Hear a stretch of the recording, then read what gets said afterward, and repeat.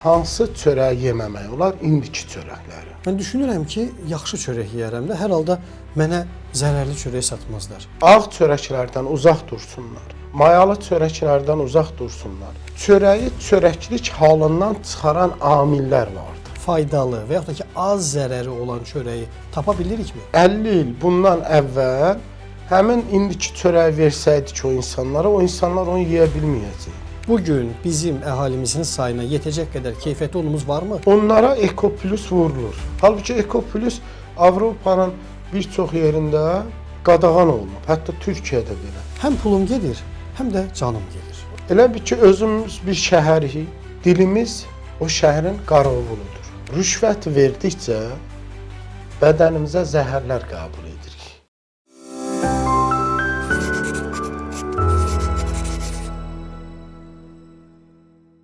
Hər vaxtınız xeyir. Haradan başlamalı efirdədir. Bu dəfə qonağım qida mütəxəssisi Mübariz Vəliyev. Mübariz bəy, xoş gəlmisiniz. Hər vaxt xeyir olsun. Çox sağ olun, minnətdaram. Xoşunuza gələk. Çox sağ olun. Sizlə həm çörəkdən, həm yağdan, həm süd məhsullarından müxtəlif aspektlərdə müzakirə təşkil etmək olar.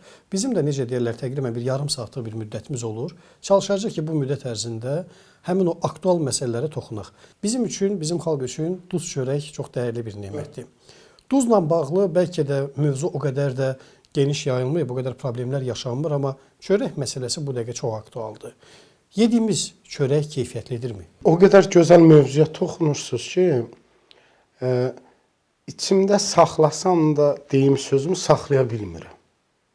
Çünki bu bizim yaralı nöqtəmizdir. Desəm öldürərlər, deməsəm ölləm. Bəli. Əvvəla çörək bizim ən əsas təməl qidalarımızdan biridir. Ay, çörəyimə rasiondan çıxardıram, mən çörək yemək istəmirəm. Bu deyil. Yəni, götürsək, dinimizdə belə Adəmlə Həvva buğda dənəsinə görə qovulub cənnətdən. Və ilk çörəyin yaranması Misirdə başlayıbdır. Və dinimizdə Peyğəmbər sallallahu aleyhi və sələm çörəyin kəpəyi ilə birgə yeməyini hər zaman məsləhət görmüşdür, sağlıqlı olması. Amma hansı çörəyi yeməmək olar? İndiki çörəkləri. Çörəkdən imtina etməliyik bu gedişlə. Bu çörəkdənsə imtina etməliyik. O zaman nə yeyək Mübariz bəy? Əsl dəyirmanda, su dəyirmanda daha faydalıdır və ya fərq yoxdur. Digər dəyirmanda üyüdülmüş kəpəyi ilə birgə olan çörəklərdən istifadə etmək lazımdır. Çörəyi çörəklik halından çıxaran amillər vardır. Hansıdır o amillər? Bu amillər tərkibində olan katkı maddələr, bu maddələr ki, insanın sağlığına birə-bir zərərdir. Şəkər, qanda şəkərin olması, mədədə problemlərin olması, həzm prosesinin problemi, qanın eyni zamanda tromblaşması olsun, beynin kütləşməsi olsun, bir çox. Bu da nələr edir bunu? Çörəyin tərkibində bir elmi dili Ekoplusdur, istifadə olunur. Bu çörəkdə belə deyək, yumuşaqlığı və uzun müddət qalmağını və eyni zamanda daha belə pafsında, belə gözəl olmasını, təravətli olmasına kömək edir. Yalnız maya deyil məsələn bu işin. Bir də məsələ gəldi çörəkdən əvvəlki prosedur. Un. Unun tərkibində mən 9 və ya 13 arası maddələr vurulur. Hansı maddələrdir onlar? Bunlar yenə də qeyd edirəm ki, çörəyin tərkibində olan elə ekopluslar olsun, əvvəlcədən vurulması vitaminlər olsun, onun rənginin daha ağ, daha parlaq, daha yumuşaq, daha gözəl olması üçün. Hətta biz evdə bəzən şirniyyat bişirəndə görürsünüz, ən yaxşı paketlənmiş una meyillənirik. Yaxşı, bu hər biri əgər eyni buğdadan əldə olunursa, niyə bu fərqlənir? Deyəlim, lap əvvəllər 3 növ un olurdu. Birinci növ, ikinci növ, üçüncü növ. Kənd cəmaatı əksəriyyəti ikinci və üçüncü növ ondan istifadə edirdi. O da təndirdə lavaşın durması üçün, xəmirini açmamaq üçün, orada el arasında belə deyirlər, qüvvətli un, qüvvətsiz un. qüvvətli unun tərkibində ümumiyyətlə buğdanın heç bir digər qabıq örtüyündən olmur. Yalnız ağ undan olur. Bu isə daha qüvvətli və o dəyirmanda daha çox üyüdülür. Bu isə daha möhkəm olur xəmiri. Baxın Mübariz bəy, bu qədər detallı şəkildə biz izah edirik, biz izləyən tamaşaçıya və avtomatik olaraq tamaşaçıda da çox yerində, eyni zamanda bir sadə sual yaranır. Əgər ki, un bu qədər keyfiyyətli olmalıdırsa, əgər ki, çörək bu qədər vacibdir və sağlamlığımıza zərər verməməlidirsə, biz bugün mağazalara, marketlərdə həmin o faydalı və yaxud da ki, az zərəri olan çörəyi tapa bilirikmi? Tapa bilirik. Amma məsələ buradadır ki, bax, burada bugünkü gündə istəsək də rasionumuzdan çıxara bilmirik. Çünki biz özümüz mutasiyaya uğramışıq. Deyərəm, 50 il bundan əvvəl həmin indiki çörəyi versəydik o insanlara, o insanlar onu yeyə bilməyəcəkdi. Yəni, onların nə bədənləri, nə orqanizmləri o məhsula hazır deyildi. Bizim həm də ağız dadımız artıq onu öyrəşib. Örgəşi və çənə sümüyümüz hətta çox zəifliyib. Biz o çörək çeynəmək gücümüz yoxdur indi. Ki, o çörək bugün bişirilsin, mən evdə bişirəm, uşaqlar onu o qədər sevmir, niyə bərk olur? Ya da gərək əvvəlcədən isladasan. Onsuz da insanların çənə sümüyü yumuşaldıqca, belə hallarda insanlar daha çox onu sevməyə başlayır ki, rahatdır. Ağza qoyursan əriyir. Rahata qaçırıq bir çox sahələrdə olduğu kimi. Bir də məsələn, hər şey zərərlidir, bu məsələ deyil. Yəni, qəbul edə bilərsən, amma çox deyil. Yaxşı, bu son dövrlərdə bu qədər şəkər xəstəliklərin artmasının səbəbi eləməz həmin katkı maddəli olan çörəklərdəndir. Çünki ilk həkimə gedəndə ilk kəlməsi nə olur? Ağ çörəkdən uzaq dur. Ağ nə deməkdir? Ağ bu niyə bu qədər ağ olmalıdır? Yəni özümüz sual versək özümüzə ki, yaxşı bu buğdanı əkdik, becərdik, gətdik, üyütdük. Mən ötənlərdə bir ad çəkməyəcəm. Un aldım, ağ un. Eyni o Çin videolar var, xəmirlər belə ellər, uzanır, nə bilim. Eyni o qaydadadır. Sanki içərisində başqa bir elastik bir şey var. Xəmir bu qədər elastik olmamalıdır. Əgər bu elastik olursa, ümumiyyətlə biz tək çörək haqqında danışsaq, saatlarla buna yetir. Günlərlə danışa bilərik əlbəttə. Çünki bu İndi mən çox elmi üslubda onu xırdalamıram da ki, bu maddələr, bu. Elə insanların başa düşəcəyi dildə danışmağa çalışıram adətən. Yəni, mən özüm də, ailəm də, mən deyəlim, bizi izləyənlər kimdir? Evə məhsul alan insanlardır. Bizdən biriləri. Bəli, onlar da biz onların ən rahat dildə anlayacağı şəkildə danışmalıyıq da. Çünki bizi hansısa konferansda, iclasda, bir akademiklərlə bir yerdə deyilik də ki, kodlarla danışıq. Amma mən onu deyə bilərəm ki, ağ çörəklərdən uzaq dursunlar, mayalı çörəklərdən uzaq dursunlar. Yəni, bu dadlı çörəkdir deyə deyil, dadlandırıcılar istifadə olunur. Və məsələn, bugünkü gündə lazımı yəni, orqanlarımız var ki, bunları edə bilərlər. Yəni. Ki, onları nümunə götürə bilərlər və onları yoxlaya bilərlər və satışa buraxa bilərlər. Üzərinə də yazılmalıdır, böyük hərflərlə. İnsanlar onu bilsin ki, mən bunu alıram, gözəl görsənir, amma gözəllik qurban tələb edir. Bu isə qurban edəcək mənim övladımdır, mənəm. İnsan xəstə olar, qəbul edirəm, amma yataq xəstəsi olmaq çox çətindir. Çünki sən sevdiyin göz qabağında yataqda ölümü arzulayan bir xəstəliyə çevrilməyinə səbəb olacaq bəzi qidalar var ki, bunlardan uzaq durmalıyıq. Əgər keyfiyyətli un axtarışına çıxsaq, bugün bizim əhalimizin sayına yetəcək qədər keyfiyyətli unumuz varmı? Əlbəttə. Ümumiyyətlə, bizim ölkəyə yetər qədər xaricdən buğda takviyə olunur. Gətirilir və dəyirmanlarda üyüdülür və eyni zamanda hazır un daşımacılığı daha çətindir. Buğda daşımacılığı daha rahatdır. Özünüz də Daha yaxşı bilirsiniz ki, məsələn, Ukraynadan başqa ölkələrə buğda olaraq göndərilir. Qazaxıstan da həmçinin. Həmçinin. Niyə un göndərmir? Çünki deformasiya uğramaq şeyi var unun. Və daşımacılığı çox çətindir. Amma buğda daha rahatdır. Buğda gəlir, üyüdülür, lazımı içərisinə nə lazımdırsa burada vurulur yəni. Deyəlim, bunun tərkibinə mən deyirəm ki, əvvəlcədən ona ağardıcı vurulur, Ekoplus kimi maddələr əlavə olunur, Y kodları əlavə olunur və un keyfiyyət göstərisinə görə dəyişməyə başlayır. Gec xarab olsun deyə bütün bu maddələr əlavə olunur. Çünki normal un eləyəndə nə olur? Elə bir yerdə saxlamalıydılar ki, əvvəllər morranmasın, mor deyirdilər də. Məsələn, mən gəlir Göyçaydan istəyirəm gəlir, kəpəkli un. 5 ay, 6 ay, 3 ay çəkmir, mor düşür içinə. Əvvəllər duzlayıb saxlayardılar bəzən. Amma məsələ buradadır ki, xalq bunu istəmir. Un var, niyə yoxdur ki? İstifadə olunur, yetər qədər də vardır. Amma marketə girəndə əla növ deyə, vışı sort deyə axtarır insanlar.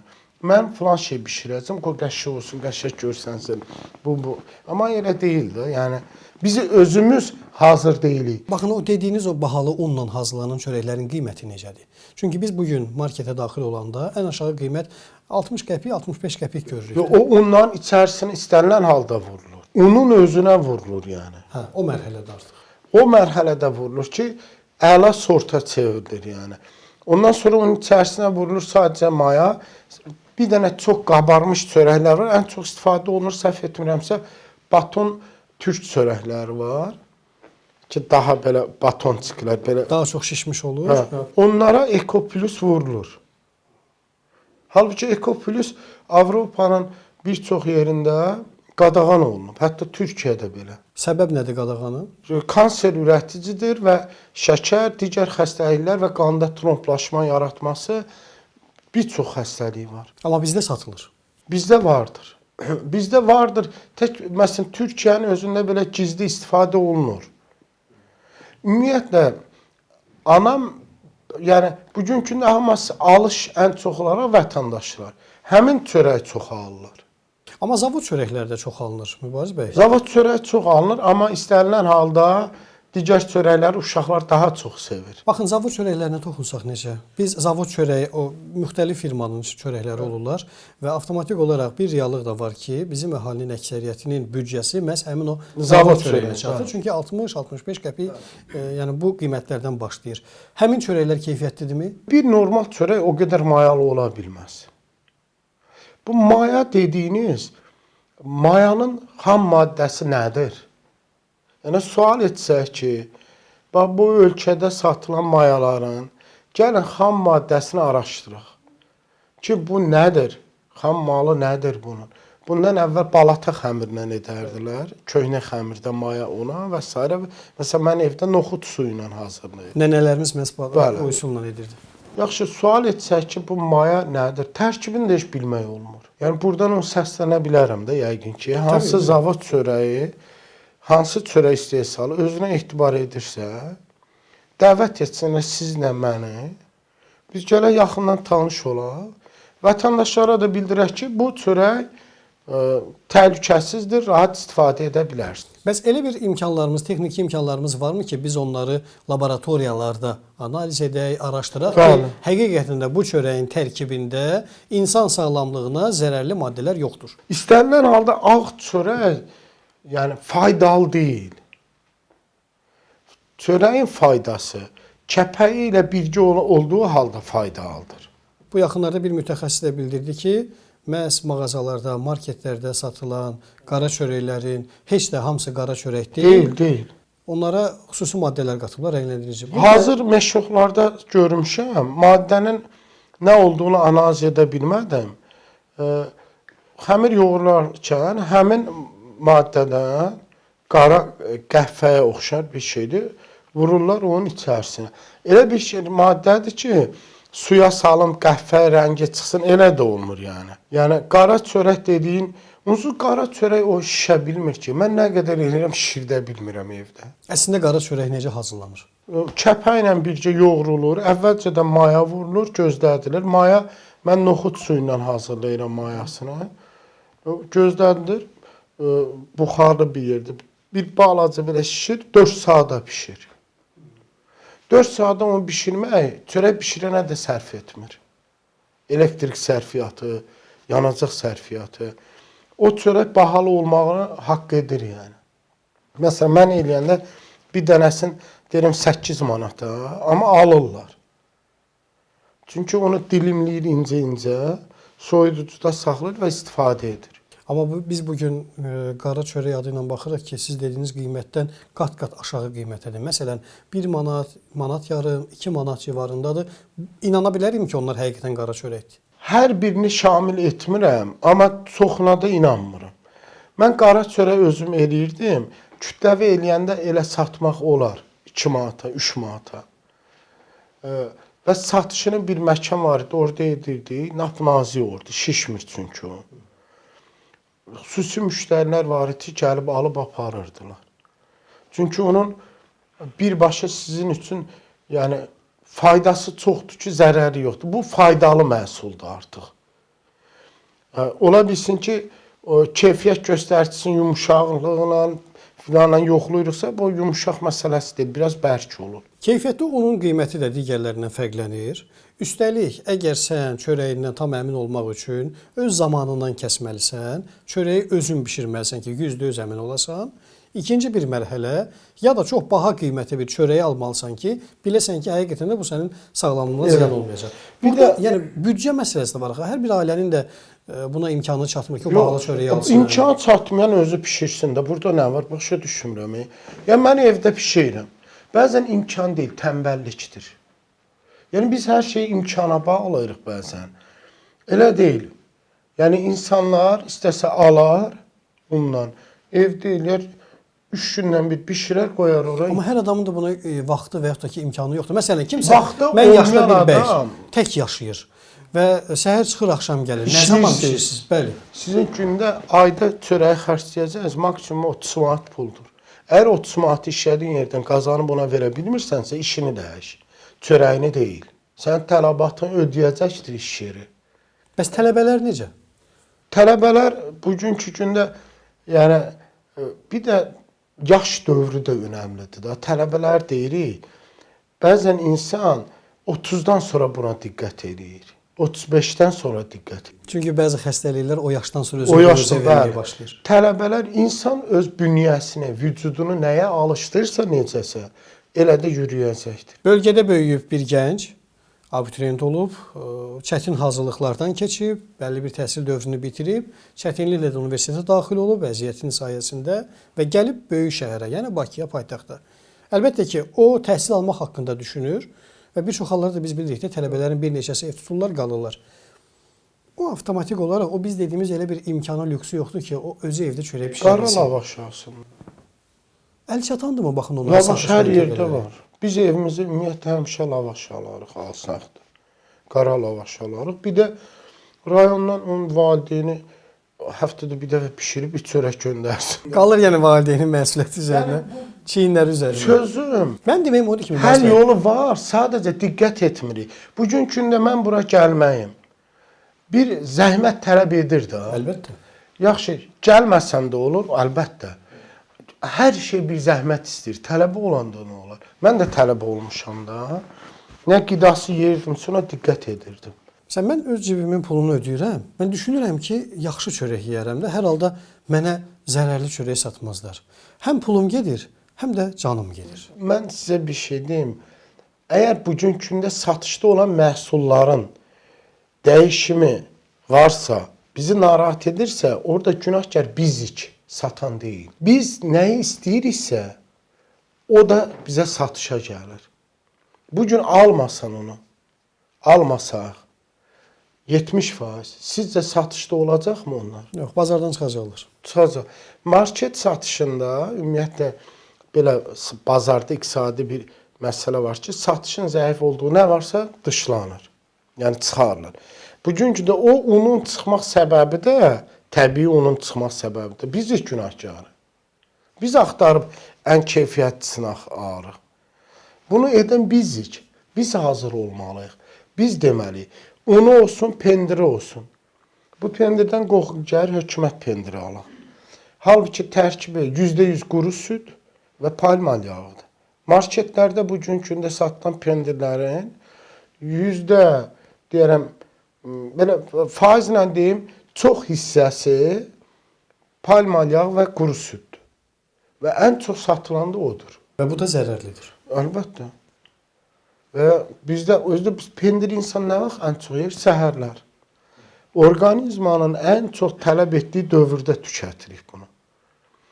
Yəni deməyim odur ki, bunu biz edirik. Biz istəyirik. Mən bugünkü gündə kənd pendirin qoyum və ya yağın qoyum. Uşaqlar elə öyrənib ki, onlar qəbul etmək istəmir ki, qoxu gəlir, ay dadı elə deyil. Yəni biz özümüzü, övladlarımızı və özümüzü mutasiya uğramağa davamlı edirik. Yəni ki, yeni bir şeylər olsun. İnsanlarda belə bir fikir var ki, marketə daxil olanda, mağazaya daxil olanda hansı məhsulun qiyməti yüksəkdirsə, demək ki, bu keyfiyyətlidir. Bir də orta rəqəmi seçirlər. 3 məhsul qoyurlar. Baha, orta, ucuz. Hamı orta alır. Baha büdcə çatmır, ucuzu fikirləşir zərərlidir, ortada orta. Yəni bu marketing marketinq məncə bizim səhvimiz ümumiyyətlə ucuzla ortanın eyni məhsuldur. Heç bir fərqi yoxdur. Bahalı idi, büdcəmiz çatmır. Bahalıya da büdcəmiz çatmır. Bahalının da səbəbi olmalıdır. Elə məhsul var ki, bahalıdır, ucuz ondan daha faydalıdır. Yəni bu məhsul haqqında bir araşdırma, analiz doğru olmalıdır. İnsanlar da buna görə istəyir sosial mediada, istəyir televiziyada maarifləndirilməlidir durmadan. Amma Mübariz bəy, baxın, görün. Biz bunu dəfələrlə sizinlə də kamera arxası olan söhbətlərimizdə də bu məsələdən danışmışıq. Biz ictimai nəqliyyata minəndə də vətəndaşdan tələb olunur ki, sanki yəni belə bir təəssürat var. Sürücüdən soruş gör onun vəsiqəsi var ya yox. Çünki sonradan bəlli olur ki, səndə və bunun sürücülük vəsiqəsi yoxdur. Amma dükan arxasındadır. Taksidə həmçinin, digər sahələrdə həmçinin. Bir də gəlir bu qidalama məsələsində də sanki bütün yük vətəndaşın çiyini üzərinə qoyulmurmu? Axı buna nəzarət edən qurumlarda olmalıdır. İndi qurumlar olmalıdır, razıyam. Bu məsələ çox belə həssas nöqtəyə toxundunuz. Vətəndaşı qoruyan ayrıdır. Vətəndaşın vətəndaş hüquqları var ki, öz evini qoruyur, öz büdcəsini qoruyur, öz evindəki israfçılığını qoruyur. Yəni bunda bir şey var. Amma həmin istəyir nəqliyyat olsun, istəyir qida olsun, istəyir yol olsun, bunların da özünün yəni əmək haqqı ayrılır. Biz vergi veririk dövlətə, yəni hər kəs bir xidmətini edir. Layiqincə xidmət etməlidirlər. Mənim adamım var, siz mənə tanırsınız, bir nəsin tapşırmışsınız deyə bunu mən götürüm, ciddi bir, sorumlu bir işə yüksək maaş alsın, sonra da yəni onun sorumluluğunu vətəndaşdan soruşaq. Onun cavabdehliyini vətəndaşdan soruşaq ki, ay vətəndaş, sən niyə pravasız avtomobil sürürsən? Ay vətəndaş, sən niyə bunun ixtisasın, peşənin sahibi olmadığın halda sən bugün mənim qidama və ya mənim yeyəcəyimə, mənim yoluma nəzarət edirsən? Bu nəzarət edənlərə nəzarət etmək lazım. Nəzarətə nəzarət. Bəli. O məsələ burada oturur yerinə. Bugünkü gündə mən övladıma süd aramsa, ailəmə qida aramsa, keçənlərdə mən dedim ki, mən marketlərə çox nadir hallarda girim və girirəm. Əsas məhsullar arım, yuyucu və təmizləyici. Hətta buna da geçsə bir problemlər var. Yəni. O da çox ciddi sıxıntı, problem yaşayan məsələ. Biz artıq az qar, bəlkə yarım saatdan çox danışırıq. Hələ bir çörək bitirməmişik. Yəni biz bunun südü var, şirniyyatları var. Marketlərdə çörək ən sona qoyulmanın səbəbi vətəndaş ora gəlib çörək alıb gələndə nəsə başqa produktlar alsın deyə. Ona görə başqa məhsullar seçsin deyə. Ona görə girişdə deyil yəni. Məsələ buradadır ki, insan olaraq biz özümüz də artıq o dediyim ki, mutasiya uğramışıq. Mən ötənlərdə bir yağ şəkillərini çəkmişəm. Marketdə kərə yağı adıyla 30-dan çox yağ idi. Heç biri kərə yağı deyildi. Heç biri. Və bir il saxlama müddəti üstündə. Halbuki 7 günə bu acıyır bu yağ. kərə yağı xarab olur. Əsl kərə yağı 7 günə xarab olur. Maksimum 9 gün olur. Hələ şeydə 4 dərəcədə ha bu yəni ev temperaturunda demirəm yəni. Biri necə qalır? Sual edirlər ki, filan marka yağ yaxşıdır alaq, filan marka yaxşıdır alaq, nə məsələ. Deyirəm məsləhətim budur. Əgər vitrində bir məhsul yəni standartından daha çox qalırsa, bu sual verməyin. Məsələn, yumurta, o günü istəyirəm yumurta haqqında bir çəkiliş edim. Dünya standartlarına görə yumurtanın üzərində kodlar olur. 0, 0 ilə başlayan, 1 ilə başlayan, 2. Bu o deməkdir ki, 0 ilə başlayıb, misal üçün, həyət yanı sahədə gəzən toyuqdur. 1 ilə başlayıb yarım katkı qidalar verilir. 3 ilə başlayırsa tərpənmir, ancaq bir yerdə dur. Heç bir yumurtaya vurulmur bizdə.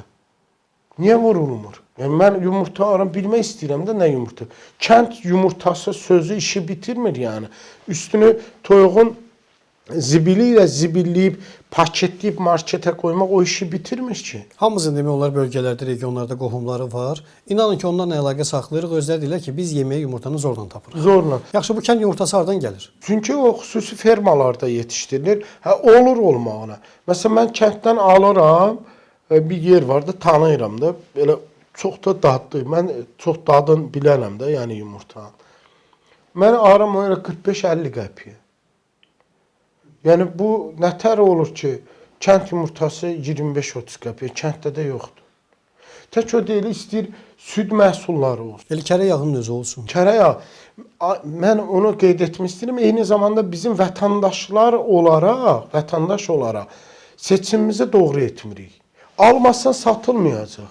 Amma nəsə yeməlidir axı. Yox, ye də, bugünkü Nə gündə. Bax, kərə yağı işlədirsən yeməyə, 3 qaşıq undan vursan, 3 dəfə baha olandan vur, 1 qaşıq vur. Biraz qənaət etsin. Yəni sənin orqanizman gün ərzində 30 qram yağ qəbul edəcəksə, 15 qram deyələm kərə yağı. Sən niyə 90 qram qəbul etməyə çalışırsan? Mübariz bəy, baxın, biz çörəklə bağlı bu qədər tərəddüdlər, bu qədər çətinliklər sayırıqsa, hər hansı bir təqaüdçü, 70 yaşında bir baba, 70 yaşında bir nənə, həm onun təqaüdü, pensiyası, həm də müəyyən mənada araşdırma məsələsi ona çətin tərəf gəlir. Yəni, indiki vəziyyətdə həmin o insanlar və yaxud da ki, gənclər olsun, bütün bu çətinlikləri gözə alaraq çörəkdən imtina etməyə üstünlük verirlər.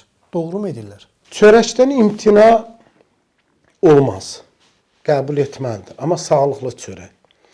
Bəzən siz büdcəyə daşıyırıq məsələni.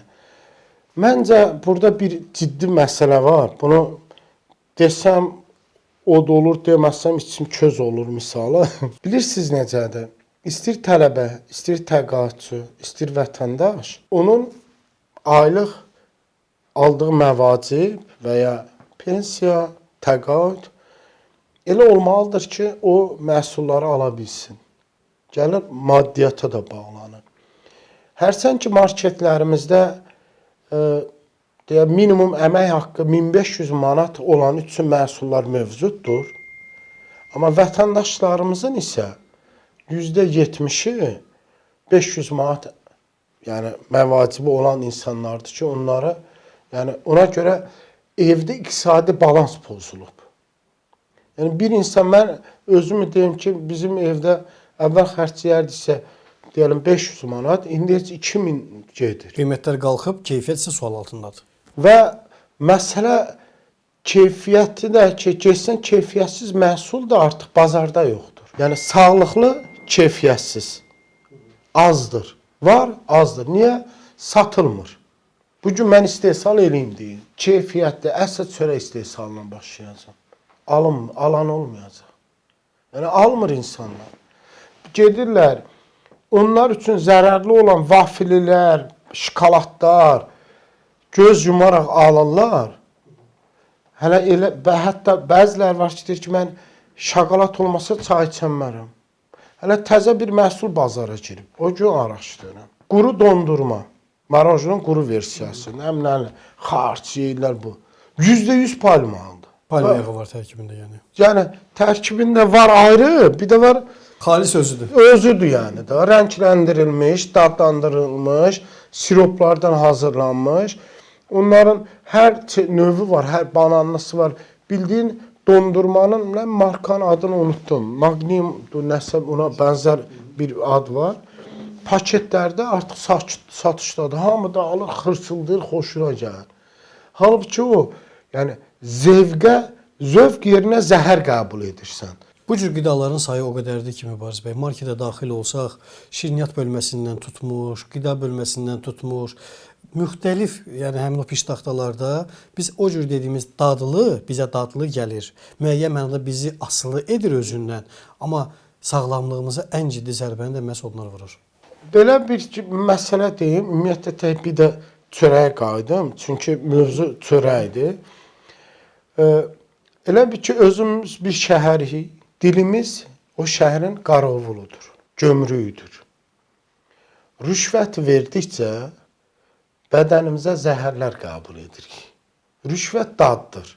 Dilimiz bəyənir, 20 saniyəlik zövqə aldanır və ötürür şəhərə. Şəhərdə mədəmiz və orqanizmamızdır. Bunu əmir. Dil ki, var bizim ən güclü nəfs nöqtəmizdir. Həmin dilimizin köləsiyik, xəbərimiz yoxdur.